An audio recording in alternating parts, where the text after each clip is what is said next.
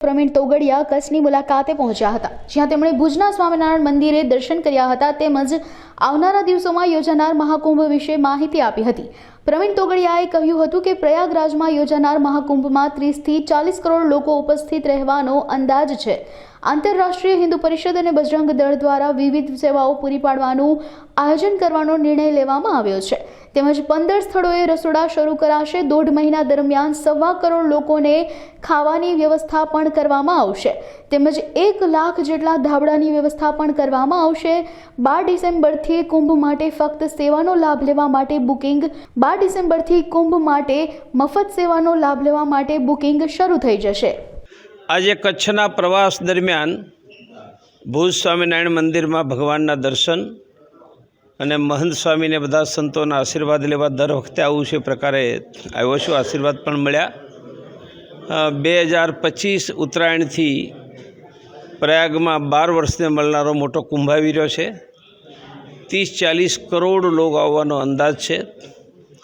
અમે સંકલ્પ કર્યો છે કે કુંભમાં 1.5 મહિનો 15 જગ્યાએ રસોડા ચલાવી 1 થી 1.25 કરોડ લોકોને ભોજન કરાવી અને સેવાનું કામ કરવું છે। દરરોજ 2-1 લાખ લોકોને ચા એવી 1-2 કરોડ લોકોને ચા પીવડાવીશું। બ્લડ પ્રેશર સુગરની તપાસ અને અલગ અલગ જગ્યાએ મળીને લગભગ 30 થી 40 હજાર લોકોની મફતમાં રહેવાની વ્યવસ્થા અમે થોડા દિવસમાં જ આવવાનું નક્કી કર્યું છે અને મફત રહેવાની વ્યવસ્થા કોઈપણ જગ્યાએ 1 પણ પૈસો લીધા સિવાય બુક કરવાનું શરૂ કરી રહ્યા છે। 1 લાખ ધાબળાની ધાબળા બેંક બનાવીને કુંભમાં નદીના પટમાં 40 લાખ લોકોને ઠંડીથી રક્ષણ મળે એવી વ્યાપક યોજના આંતરરાષ્ટ્રીય હિન્દુ પરિષદ રાષ્ટ્રીય બજરંગ દળે કરી છે। સમાજનો સહયોગ મળી રહ્યો છે અને અમારા કાર્યકર્તા સેવા માટે મનથી લાગ્યા છે। આજે પૂજનીય મહંત સ્વામી અને બધા સંતોએ પણ આવું મોટું અન્નદાનનું કામ સફળ થાય એવા આશીર્વાદ આપ્યા છે।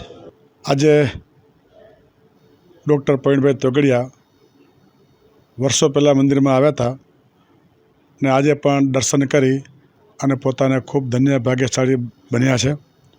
સાથે સાથે આજે જે મહાકુંભ આવી રહ્યો છે પ્રયાગની અંદર એના આયોજન માટેની જે વાત કરી મહંત સ્વામી ઉપમહંત સ્વામી કોઠાર જાદીજી ભગત સમગ્ર ટ્રસ્ટી મંડળને રજૂઆત કરી કે સ્વામી અમે હિન્દુ માટે બહુ સરસ ભગીરથ કાર્ય કરી રહ્યા છીએ, એના માટે આપ પણ આશીર્વાદ આપો અને અમને સહયોગી બનો એવી વાત વ્યક્ત કરી।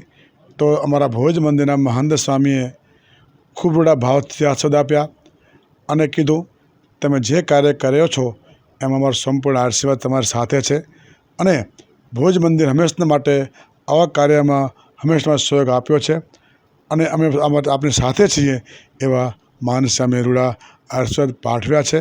અને અમે કહીએ છીએ કે જે આ ભગીરથ કાર્ય જે હાથમાં લીધું છે ભગવાન સ્વામિનારાયણ સાથે રહી એનું કાર્ય જે સંકલ્પ છે ભગવાન જરૂર પૂર્ણ કરશે। અસ્તુ સૌ ભક્તોના ભાવથી ઘણા ઘણા જય સ્વામિનારાયણ।